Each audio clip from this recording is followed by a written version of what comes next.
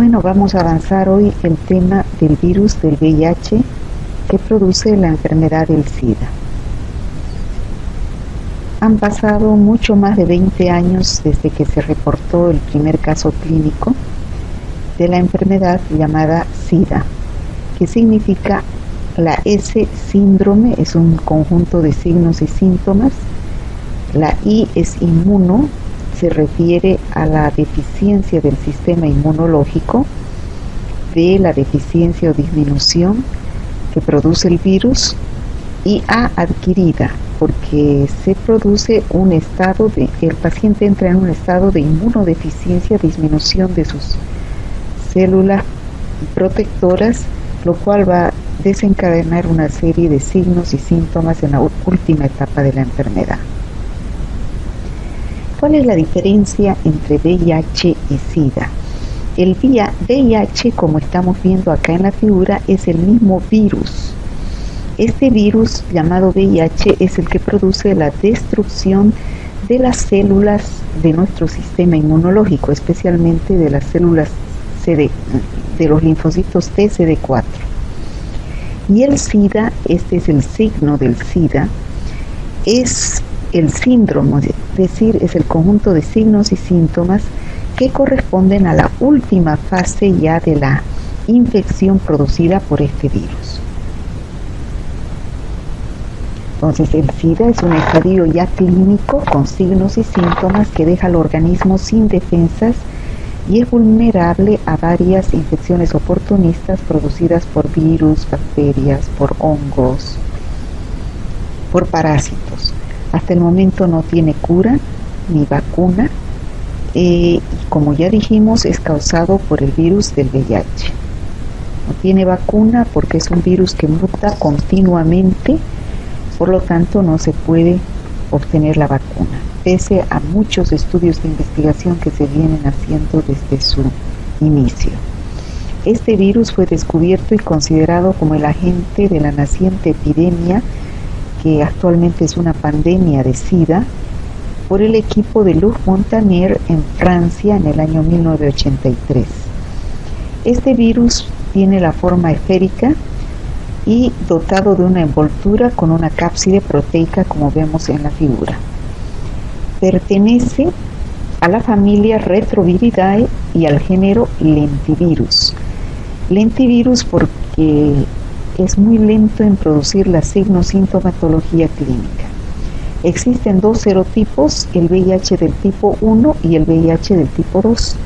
El VIH del tipo 1 es el que se presenta en el humano y es el que ha producido las pandemias, y el VIH tipo 2 es el que se encuentra en el África. Aquí tenemos la estructura del virus del VIH. Presenta una membrana externa donde se encuentran las glicoproteínas GP120 y GP41. Estas glicoproteínas GP120 y GP41 son los que se van a ir a unir a la célula receptora, que es el linfocito T CD4. Tiene una membrana interna donde se encuentra la proteína 18, tiene una cápside donde se encuentra un antígeno importante que es la proteína 24, que es el que permite detectar en fase temprana la enfermedad, y en el core tiene al ácido nucleico, que es el ácido ribonucleico, en su núcleo central es de estructura proteica que alberga en su interior dos cadenas de ARN que son idénticas, ¿no? Aquí tenemos las dos cadenas de ARN y también tiene tres enzimas. Estas tres enzimas constituyen un punto muy importante en la replicación del virus y como consecuencia en la producción de la enfermedad. Estas enzimas son la transcriptasa inversa, llamada también P66, que hace una copia de ADN utilizando el molde del ARN que tiene en su origen. La integrasa Como vemos acá, permite, llamada también P32, permite integrar el ADN que se ha formado como consecuencia de la transcriptasa inversa al ADN dentro de la célula. Esto vamos a ver en el proceso de replicación. Y la proteasa, llamada también P9, esta proteasa permite el ensamblaje de las partes del virus que se han formado en la célula receptora, que es el linfocito TCD4, es decir, el material genómico, que es el ARN, con la cápside, que es su material proteico.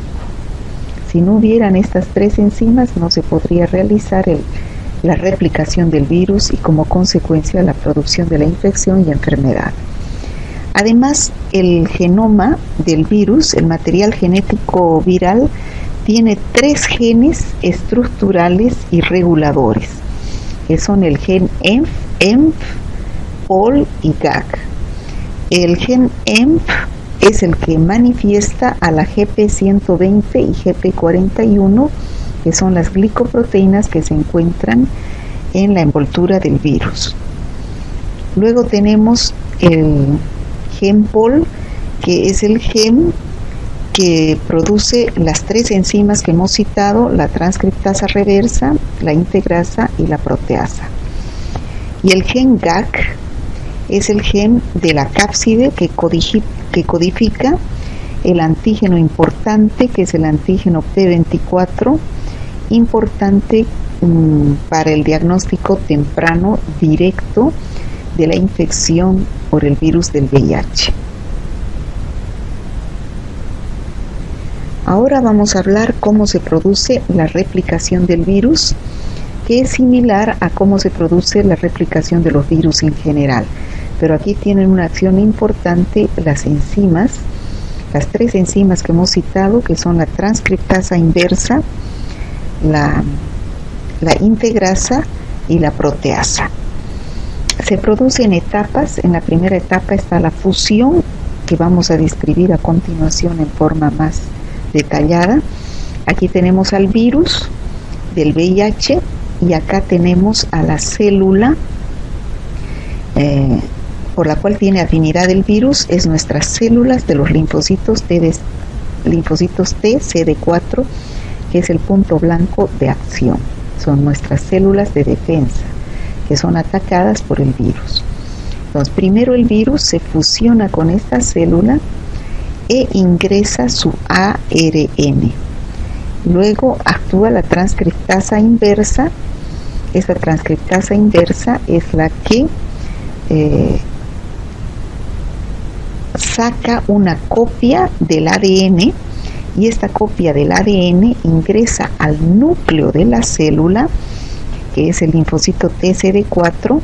Como vemos aquí, se integra al ADN de la célula, que es su genoma viral, es el genoma de la célula, gracias a esta enzima que es la integrasa, y luego sale una copia de ARN mensajero que sale a los ribosomas de la célula, y ahí es donde se sintetizan las proteínas del virus. Luego se ensamblan gracias a la enzima proteasa, y luego los nuevos virus salen de la célula y esta célula se destruye. Entonces aquí vamos a ver con mayor detalle. En primer lugar tenemos aquí al virus, que tiene afinidad por que a través de su glicoproteína GP120 se une a los receptores de la célula, que es el receptor de la célula CD4, que es la CCR5,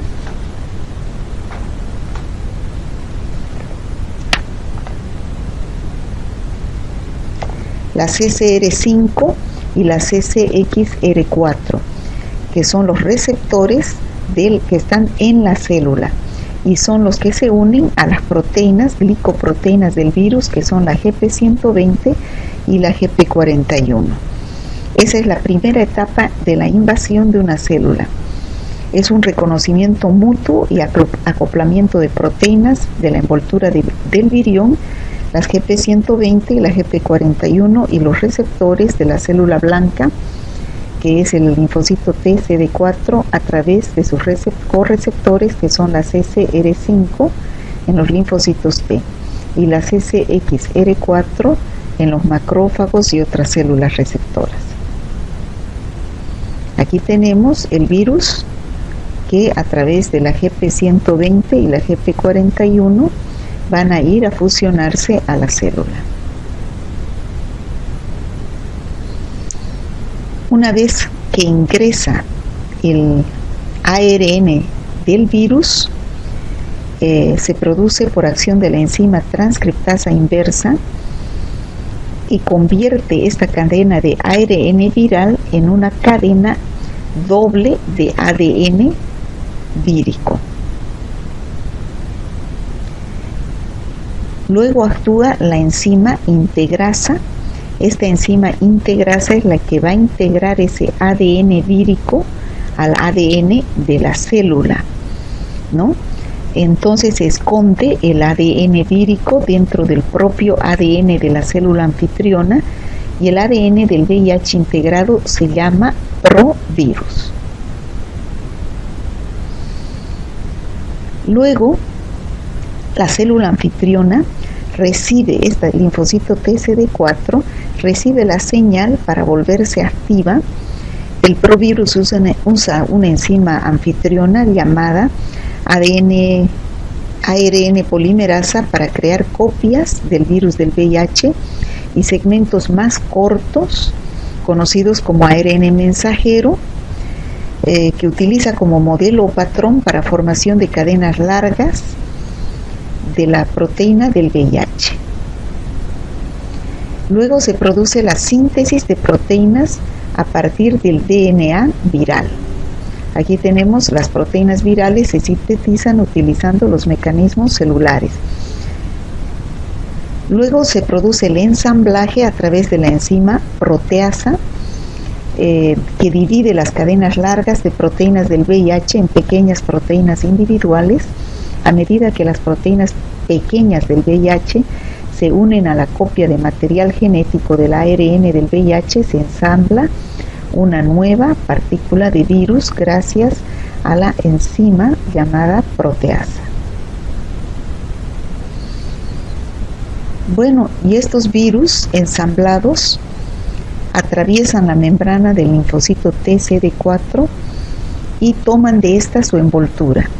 En la nueva envoltura crecen las nuevas glicoproteínas que aumentarán la afinidad para el siguiente linfocito TCD4 que será infectado. Y este linfocito que ha dado origen a este nuevo virus se destruye.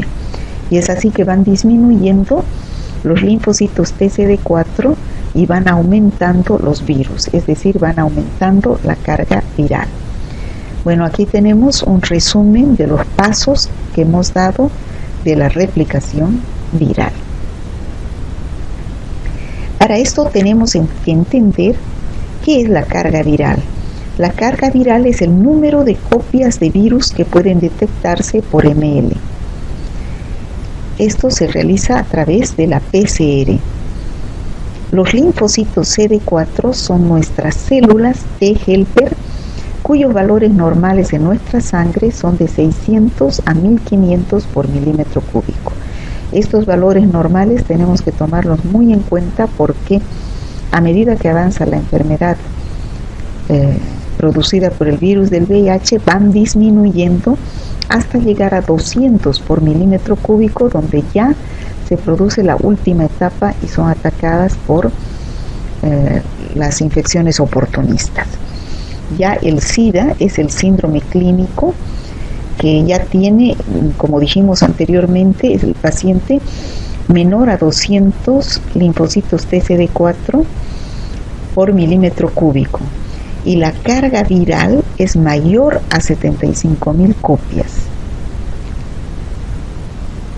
Es así que las etapas de una enfermedad natural, en forma natural, sin tratamiento, producida por el virus del VIH evoluciona por varias etapas, desde una infección aguda que dura entre la segunda y la cuarta semana de la infección, y durante este periodo se producen grandes cantidades del VIH en el organismo por el mecanismo de replicación que hemos indicado anteriormente, usando el virus las células CD4 para replicarse y destruir estas células durante este proceso, y debido a este mecanismo las células CD4 disminuyen rápidamente y la carga viral aumenta en este periodo.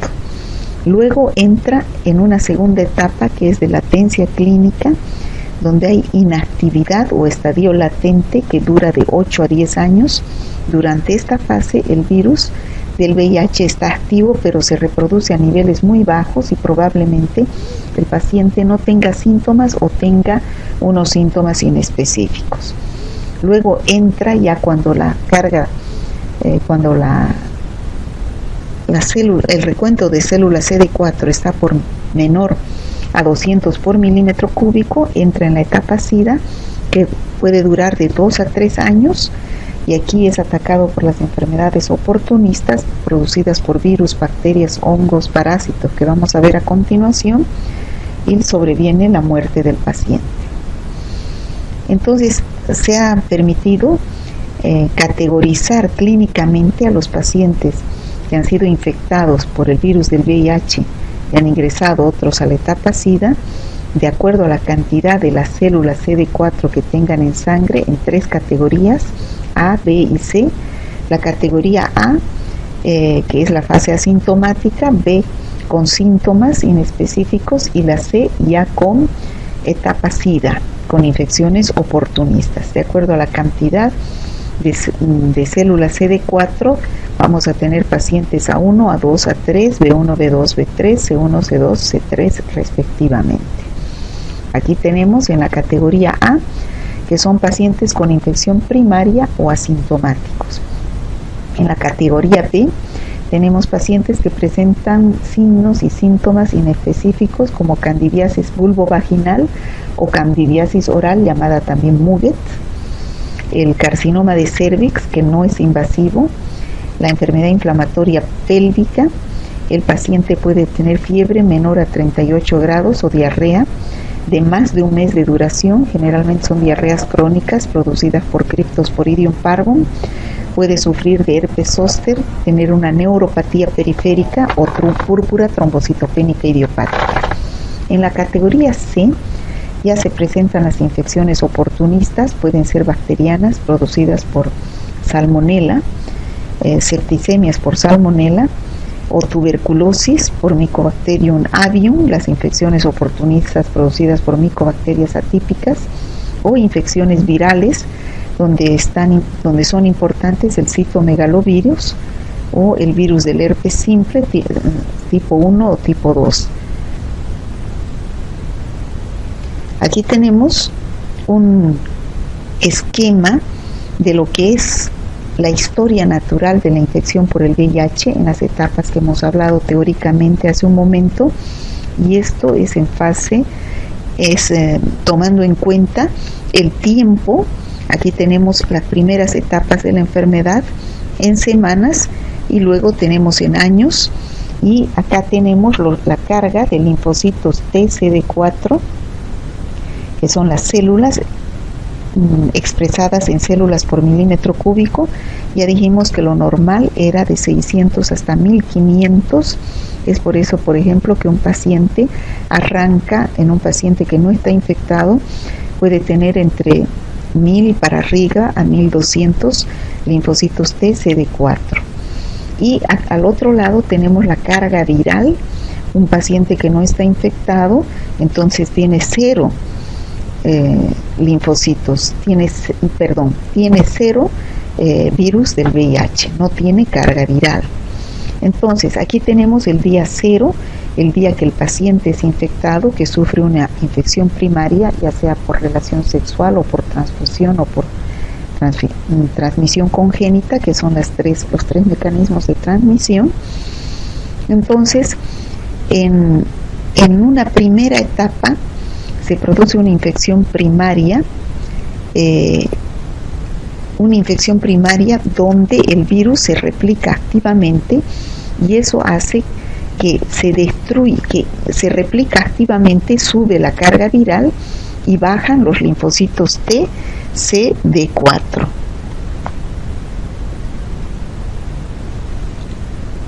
Como vemos aquí en la figura.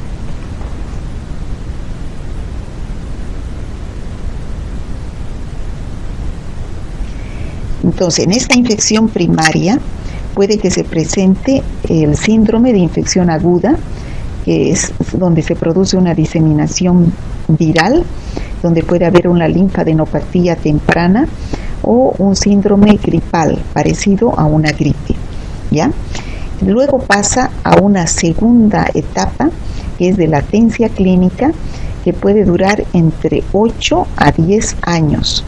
Aquí el paciente generalmente se presenta asintomático, la viremia se mantiene estable, no hay destrucción de los linfocitos TCD4, por eso está asintomático el paciente. Igualmente la carga viral se mantiene estable.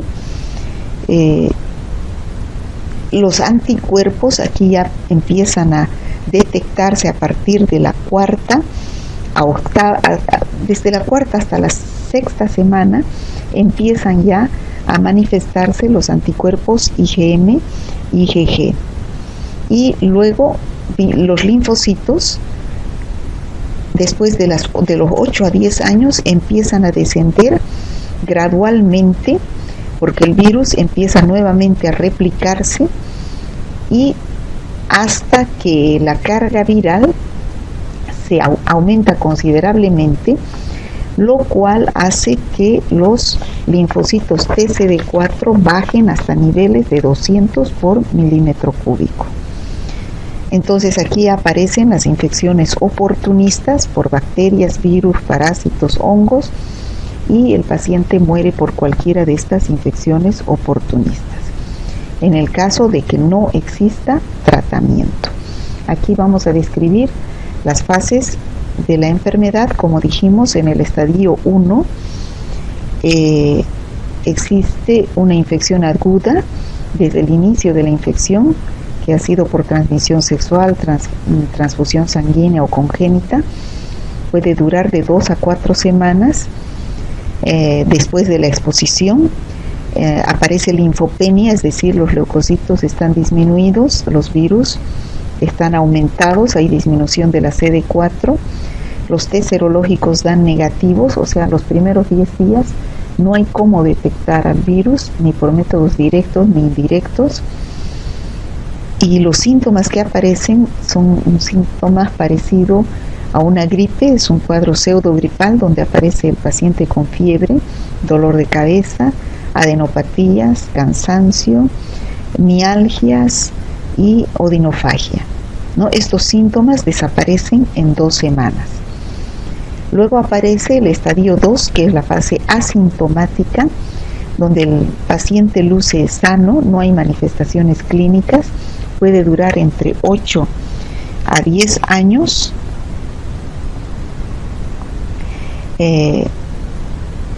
Los recuentos de linfocitos TCD4 es normal. La pérdida de peso puede presentarse en el 20% de los casos. Pueden aparecer algunas manifestaciones cutáneas menores y algunos signos y síntomas de las vías aéreas, ¿no? Puede aparecer alguna de estas manifestaciones, como por ejemplo el Muget, que es una infección a nivel de la mucosa bucal producido por Candida albicans, como vemos aquí en la figura, o diarreas producidas por Cryptosporidium parvum, que pueden ser crónicas, durar más de un mes. Y luego aparece el estadio 4, que es el estadio SIDA, donde ya dijimos nuevamente que decaen los linfocitos TCD4 a niveles de 200 células por milímetro cúbico. El virus se reproduce muy activamente, aumenta mucho la carga viral y se presentan múltiples infecciones que deterioran el sistema inmunológico del paciente, como vamos a ver a continuación. Puede afectar a los pulmones y se presenta una neumonía producida por un hongo que es el Pneumocystis carini. Luego tenemos la candidiasis esofágica producida por Candida albicans, que puede llevar también, dijimos, a la boca, produciéndose el muguet, o a la vagina, la vulvovaginitis. Luego puede ir al sistema nervioso y producir la meningitis criptococócica, que como vimos cuando avanzamos infecciones del sistema nervioso, se detecta por la prueba de la tinta china al Cryptococcus neoformans, que es un hongo. O también puede producirse la tuberculosis producida por Mycobacterium tuberculosis, o también las micobacterias atípicas, que pueden producir infecciones con adenopatías e infecciones parecidas a la tuberculosis pulmonar. Dentro de los parásitos que afectan como infecciones oportunistas tenemos al Toxoplasma gondii, que produce una infección generalizada. Dentro de los virus tenemos al virus del herpes simple, que produce que es el VHS1, que produce el virus, la infección del herpes labial, o el herpes genital, el VHS2, o también el herpes zóster, que es una infección producida por el virus de la varicela zóster, que es muy dolorosa, o el sarcoma de Kaposi, que es una infección neoplásica, que es cáncer de piel y otras zonas donde se cree involucrado también este virus. ¿Cómo se transmite el virus? Ya dijimos anteriormente, por vía sexual, que es la más común, por vía congénita o parenteral. Sexuales en el 70-80% de los casos. Se transmite exclusivamente por contacto íntimo sexual sin protección, es decir, sin el uso de condones, a través de los líquidos biológicos que tienen mayor cantidad de virus, que son el semen y las secreciones vaginales. Por vía parenteral en un 0.5%, a través de las transfusiones sanguíneas, o por compartir agujas o objetos cortopunzantes. Aquí también estuvieran los accidentes laborales al pincharse con una jeringa o con una aguja de un paciente que esté con VIH. Y vertical, que sería en el 30% de los casos de una madre que es portadora del virus del VIH a su bebé a través de la placenta. ¿Cuáles son los fluidos? O a través del parto también, que es lo más común. ¿Cuáles son los fluidos que contienen mayor carga viral? La sangre y las secreciones genitales, como dijimos, el semen, las secreciones vaginales, las secreciones inflamatorias, la leche materna. Por eso es que no se debe dar de lactar a un bebé cuando la madre tiene el VIH. Los líquidos biológicos que tienen menor cantidad de virus son la saliva, el sudor, las lágrimas, la orina, las heces. Por lo tanto, no se transmite por los besos, los abrazos, las caricias, la comida, el aire, el agua, la ropa, porque no tienen la suficiente cantidad de virus, es decir, la carga viral, como para que se produzca la transmisión. Bueno, el diagnóstico del laboratorio lo vamos a ver mejor en la parte de práctica, y para esto necesitamos entender estos términos, porque se va a hacer un diagnóstico además del antígeno y del anticuerpo que se produce como consecuencia de la infección del virus. Como pronóstico de la enfermedad, tenemos que hacer la detección de los linfocitos TCD4, que son un tipo de glóbulos blancos que forman parte de nuestro sistema inmunológico y que lucha contra las infecciones favorecidas por el VIH, ¿no? Y el recuento de esta cantidad de linfocitos TCD4 en el organismo indica en qué grado se encuentra nuestro sistema inmunológico. Ya dijimos que cuando está, lo normal es que haya entre 600 a 1500 por milímetro cúbico, pero cuando ya hay afección por el virus del VIH, empieza la replicación viral, se van destruyendo estas células TCD4, y cuando su número llega a menos de 200 por milímetro cúbico, ya entró en la etapa SIDA y empiezan a aparecer las infecciones oportunistas, porque el sistema inmunológico del paciente se encuentra muy deteriorado. Y otro término que necesitamos saber, ¿qué es la carga viral? Es la concentración de virus en una muestra de sangre o en cualquier líquido biológico, y cuanta más alta es la carga viral, más bajas serán las defensas y menor la posibilidad de controlar cierto tipo de enfermedades. También la determinación de la carga viral, al igual que la determinación de linfocitos TCD4, son indicadores de pronóstico de la enfermedad que nos indican cómo está el sistema inmunológico del paciente.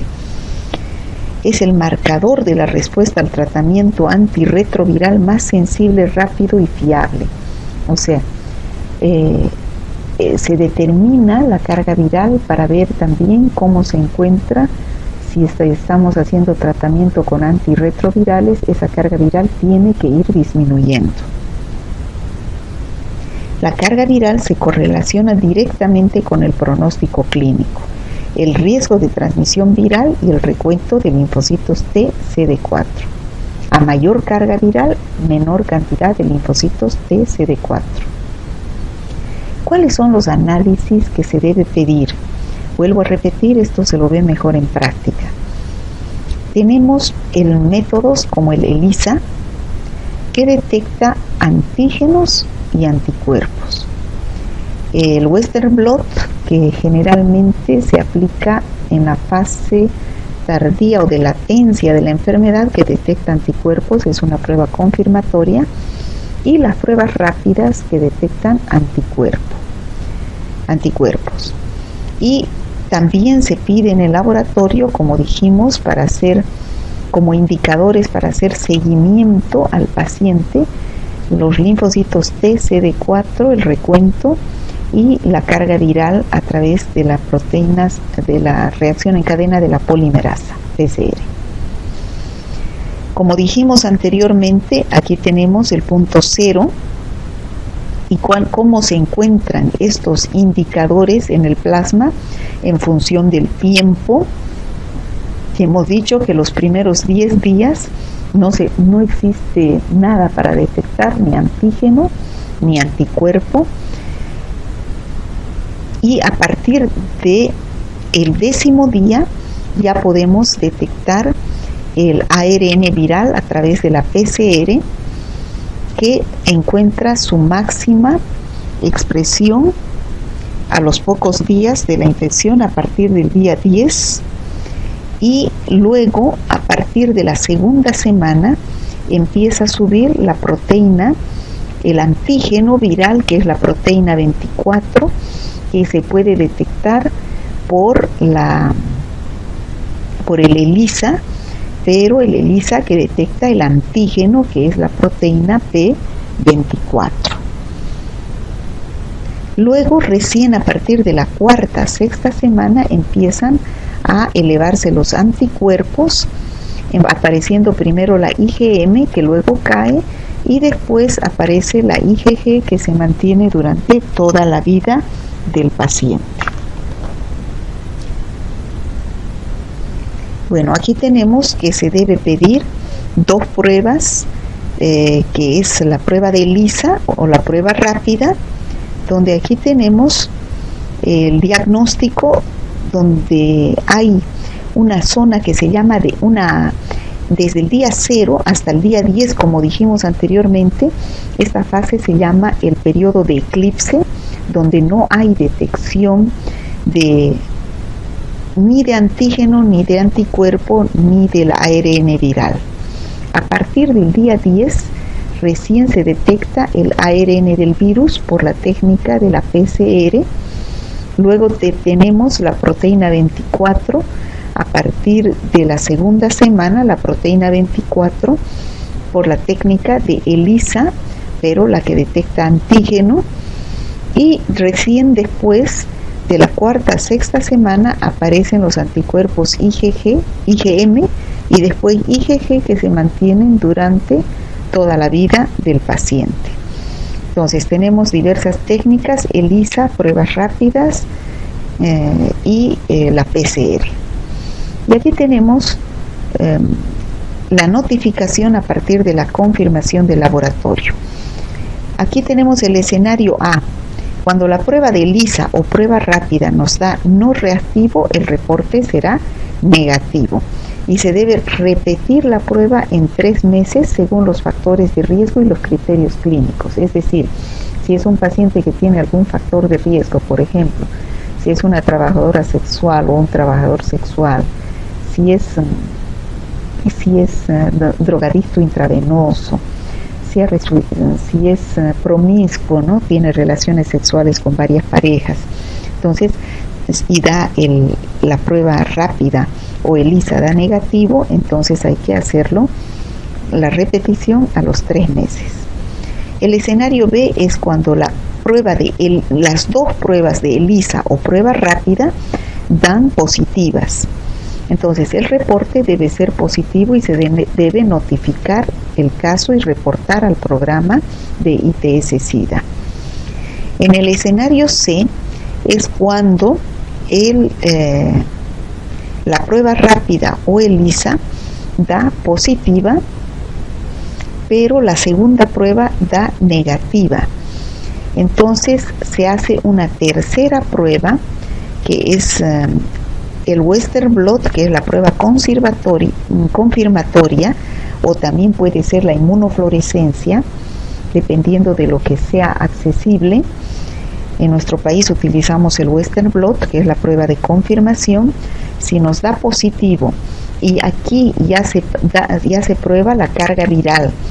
Si la carga viral da mayor o igual a 5.000 copias, entonces el reporte va a ser positivo y se debe notificar el caso al programa de ITS-SIDA. En el otro escenario donde la primera prueba da positiva, la segunda prueba da negativa, entonces entra a una tercera prueba que da una zona gris o indeterminado. El Western blot da también indeterminado, pero la carga viral está entre 50 a 5.000 copias, o sea, bajo la carga viral se reporta como indeterminado y se debe reiniciar las pruebas un mes y remitir a infectología del hospital y al programa ITS-SIDA.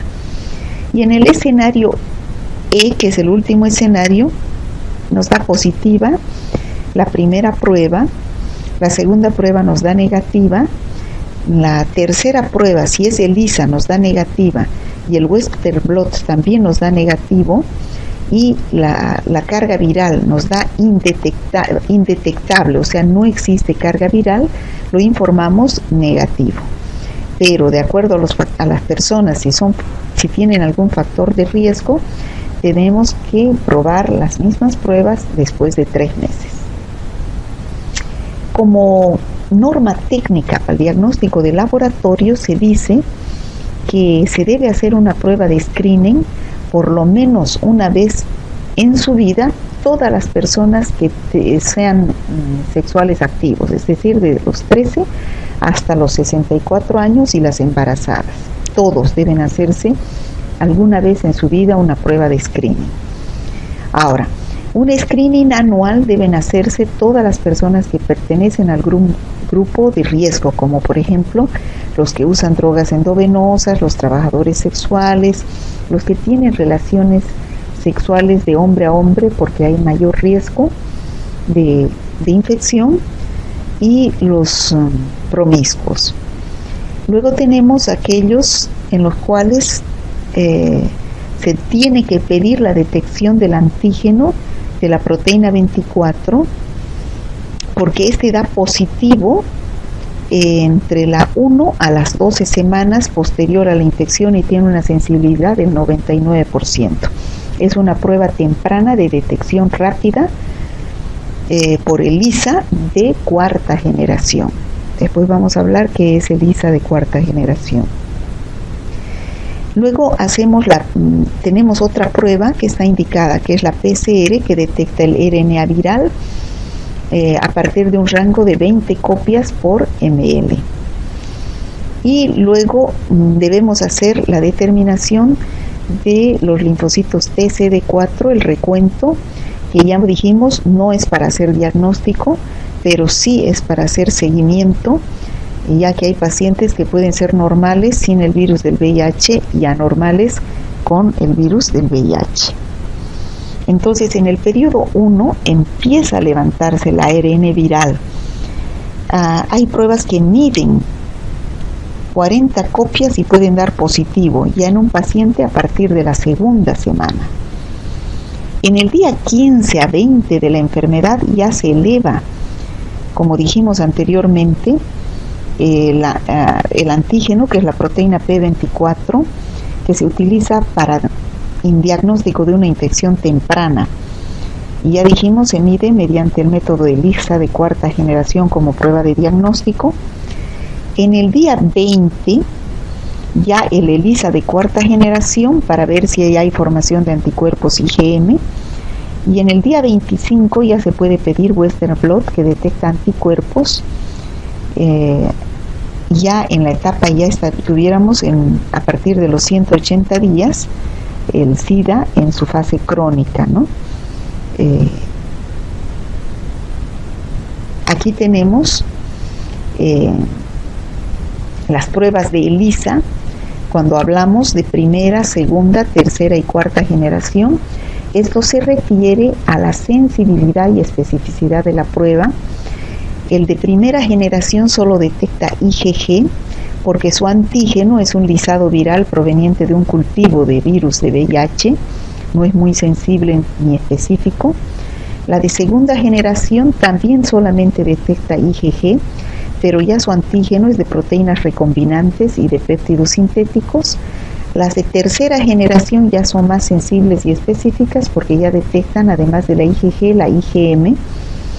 Y los de cuarta generación ya detectan, además de la IgG e IgM, al antígeno P24, porque su antígeno está hecho de péptidos recombinantes y anticuerpos para detectar justamente al antígeno de la proteína 24. ¿Cómo es la situación del VIH-Sida en Bolivia? Bueno, aquí tenemos los casos de VIH-Sida por departamento. Vemos que el mayor número de casos se detecta en Santa Cruz con un 47.7% de todos los casos, seguido de La Paz con un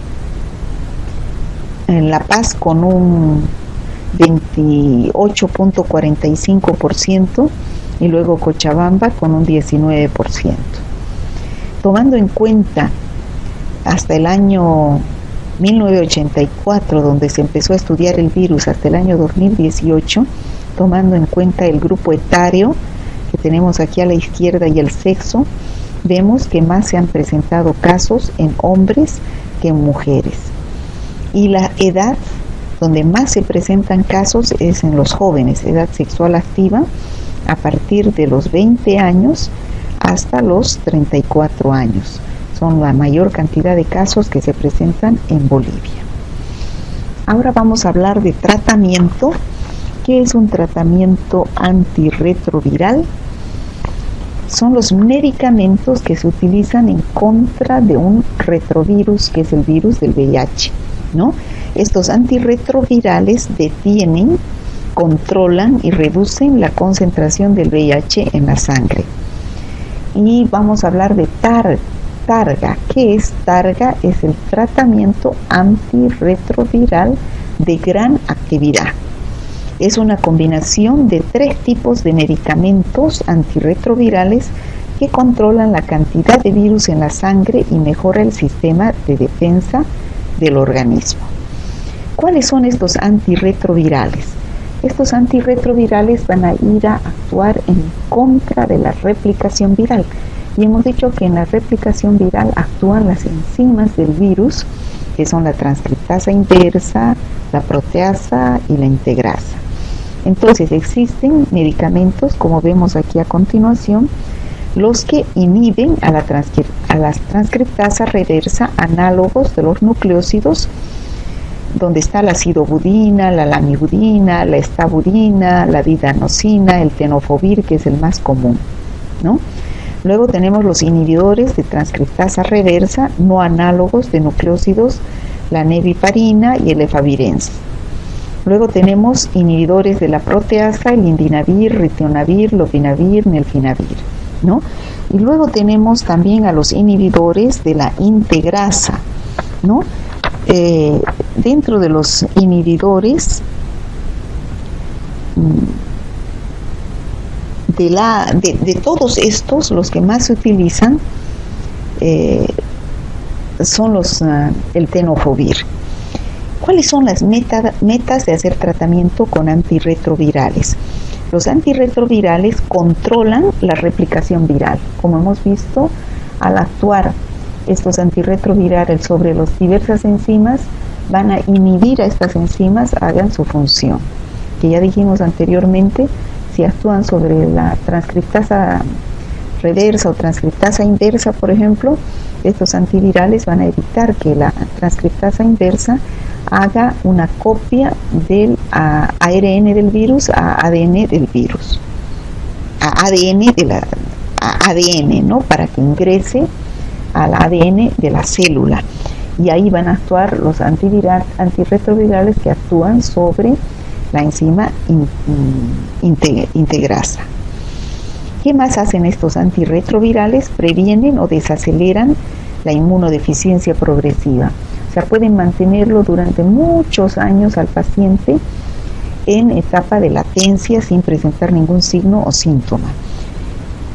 Producen un retraso progresivo de SIDA, es decir, una supervivencia prolongada, como dijimos anteriormente, y selección disminuida de tipos de virus resistentes.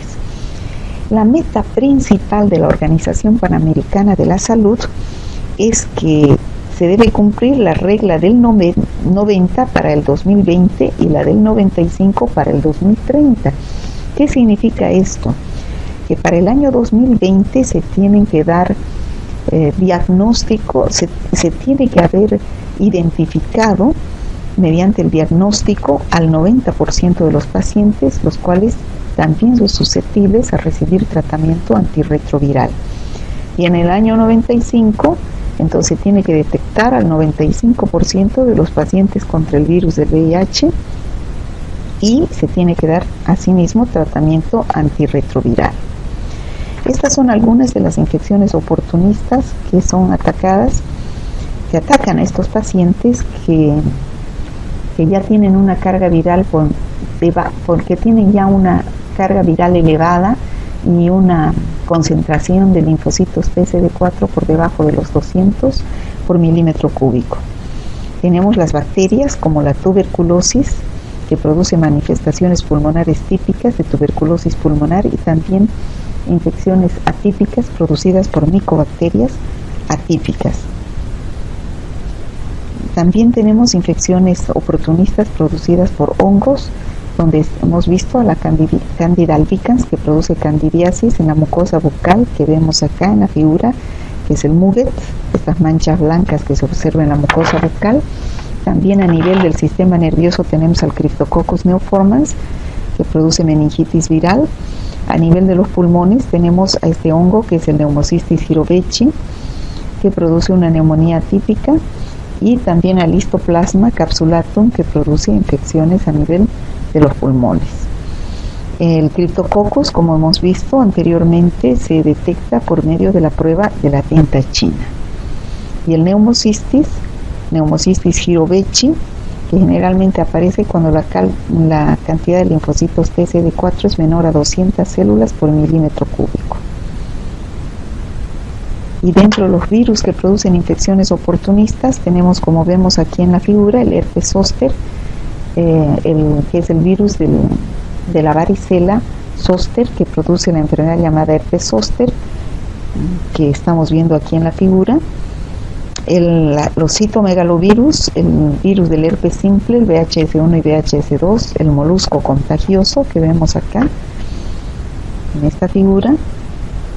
Y dentro de las neoplasias, que también afecta a los pacientes, tenemos al sarcoma de Kaposi y a los linfomas T cutáneas. Aquí tenemos pacientes con sarcoma de Kaposi, una infección muy común en pacientes en el África. Y no nos olvidemos de estas etapas de la enfermedad, ¿no? Que se produce una infección primaria al inicio, durante la segunda semana, donde sube la carga viral, pero bajan los linfocitos TCD4.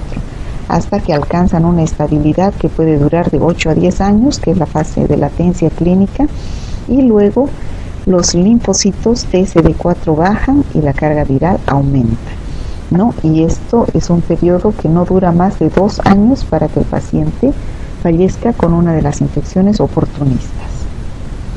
Bueno, prevenir el SIDA está en tus manos, es muy importante el uso del preservativo. Bueno, terminamos con este mensaje donde dice: el único modo de hacer un gran trabajo es amar lo que haces.